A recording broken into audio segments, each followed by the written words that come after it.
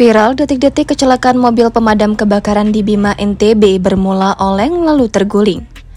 Tengah beredar sebuah video yang memperlihatkan kecelakaan yang dialami oleh mobil pemadam kebakaran pada Minggu 1 Oktober.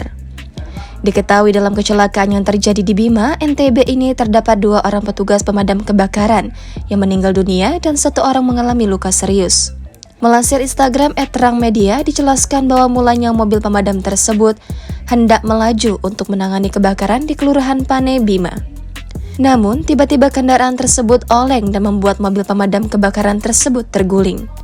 Korban sempat dilarikan ke Rumah Sakit Muhammadiyah untuk mendapatkan pertolongan medis.